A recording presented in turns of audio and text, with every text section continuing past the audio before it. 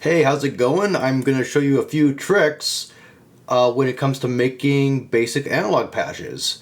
I was talking to a friend on Twitter today, and he was mentioning that he didn't know that many ways of arranging analog parameters, subtractive synthesis parameters, to make interesting sounds. And I think this is one of the more accessible forms of synthesis. And yeah, this is Groovy DSP. This is not digital, nor is it really a DSP tutorial, but we're going to talk about patch design today, and maybe a bit of synth design as well. For this, I picked the vocal keys because it's very basic. There's not a ton of parameters. There's not actually a ton you can do quite a bit with this, but it all comes down to resourcefulness, which I kind of like. So here's the basic tone. This is almost going to be, it's all going to be saw wave based. There is a square wave on here, but it's tricky. It's not your basic square wave. So we're going to stick with saw. And anyway, here's what we're going to do. So here's how it sounds, just basically. Here's the basic saw wave. Okay. And the first sound we're going to make is kind of a basic analog pluck sound. So over here we have the envelope generator. This only has attack, decay, and sustain. It's pretty basic. And what we're going to do... first of all, the envelope controls both the amplitude and the filter, if so desired. Also, you can map it to the pitch. And there's also the LFO. Okay, so let's look at this right now. And what we're going to do is turn the sustain down, so it just kind of fades out. Let's turn the decay up so it doesn't fade out immediately.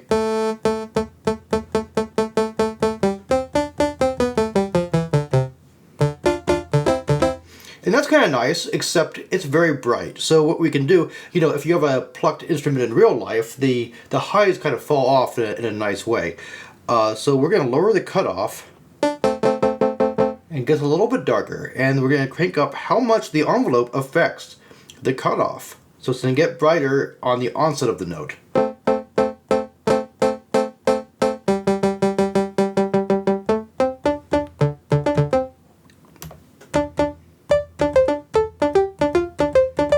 That's kind of a nice analog pluck. We can give it a little bit more character by just putting up the resonance. This is called peak over here. Put up the resonance just a little bit.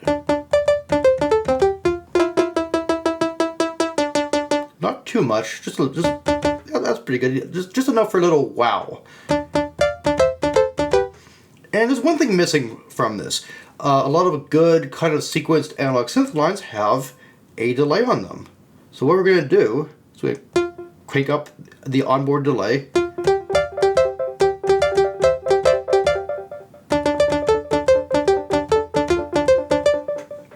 And that's kind of a nice pluck sound. You can also, as you're doing that,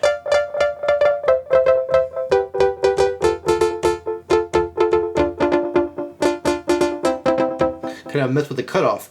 To kind of add variety. You can also do that with the LFO automatically. So let's do that. Do you hear how that's kind of undulating now?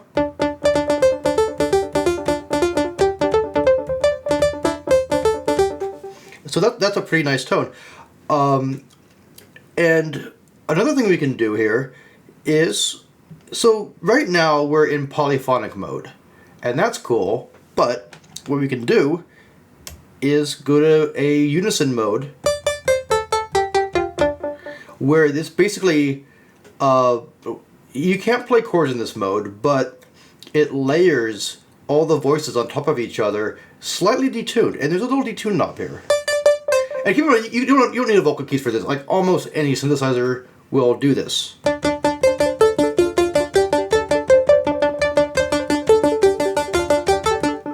And that's a pretty cool sound. You can also do octave.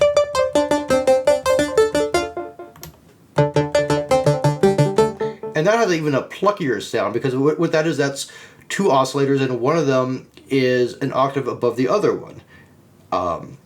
And most synthesizers, the classic subtractive kind of synth they'll come across usually has, two oscillators, maybe a sub-oscillator, and you can independently change the pitch at least in octave increments.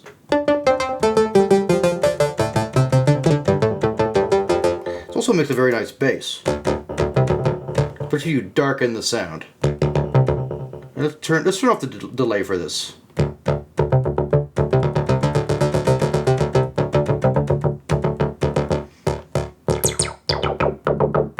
That's me cranking up the resonance.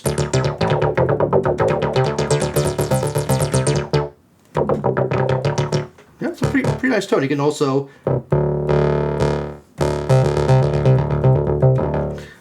crank up the decay over here.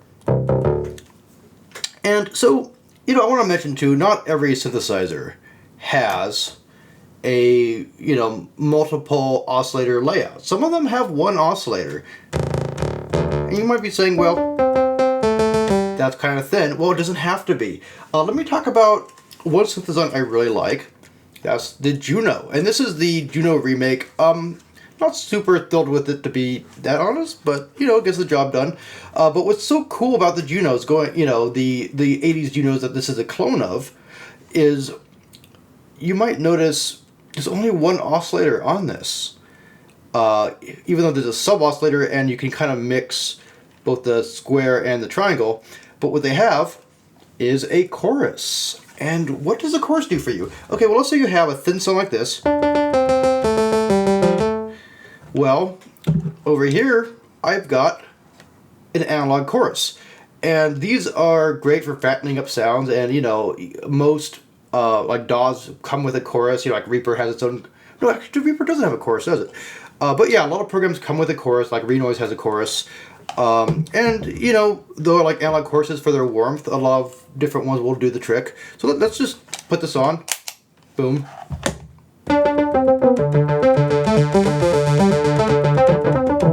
Look how much that fattens up the sound. That's the same thin sound we had before with the chorus. So you can really do crazy stuff with this.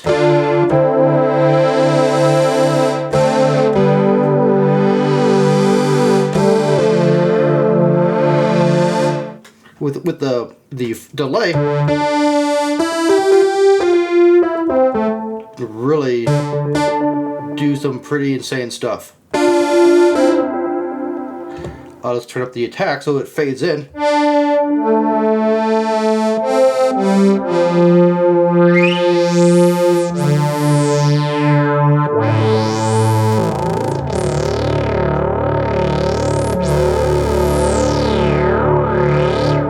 That is pretty big, isn't it?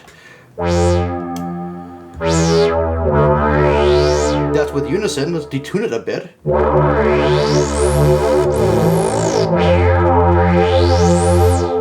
Wow, that's huge. Even without the delay, it's pretty big. So that's all the oscillators detuned plus the chorus. Let's go a little bit further. Let's go for an octave.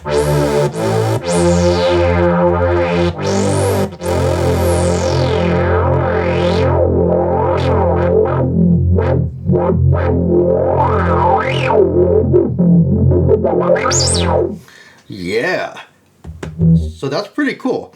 Another trick you can do, let's go back to a more basic patch. I'm going to click this off.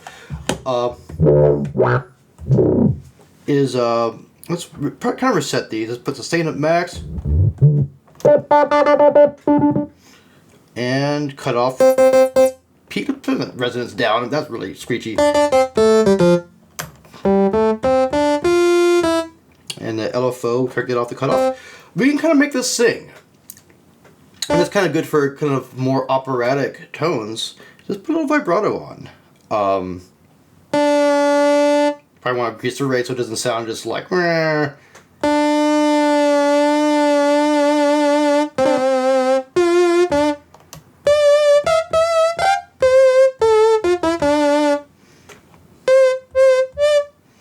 Let's put a feedback on.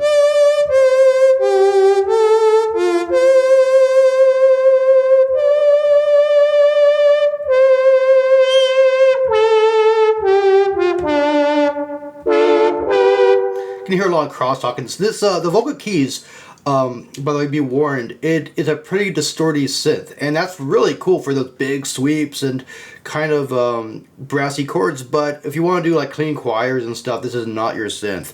But I think it sounds cool. But let's engage the chorus again and see how that sounds with the chorus.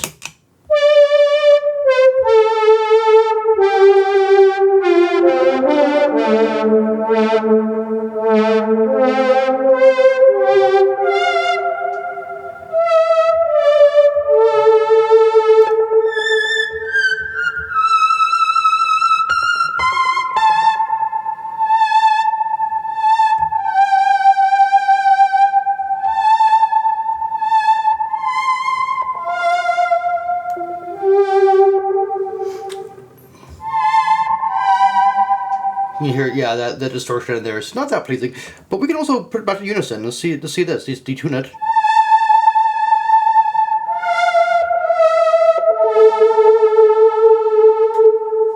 That's, you know, fairly big with this little tiny box, isn't it?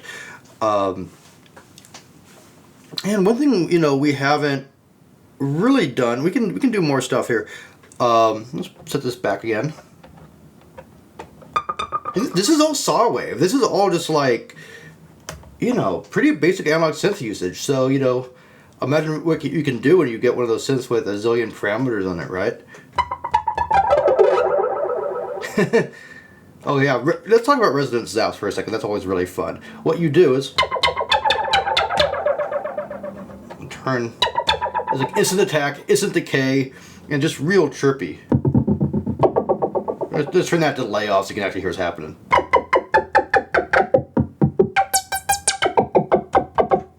Yeah. So that's just a little fun thing you can do. Turn that peak down. Wow, you can really hear that distortion when the resonance really kicks in. You know, there's a lot of drive on this.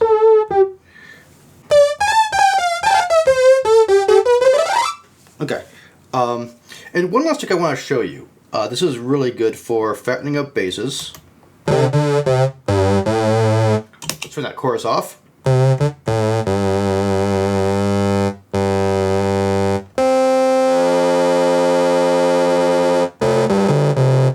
You almost have like a ring mod in here. If you set the LFO, a lot of LFOs can go really high into kind of the audio range, and you can get this really choppy kind of ring mod almost kind of sound, especially when you are modulating the filter with it and you crank up the resonance. But you know, you can use it. Oops. To add just a bit of roughness to a bass. Let's darken this a bit.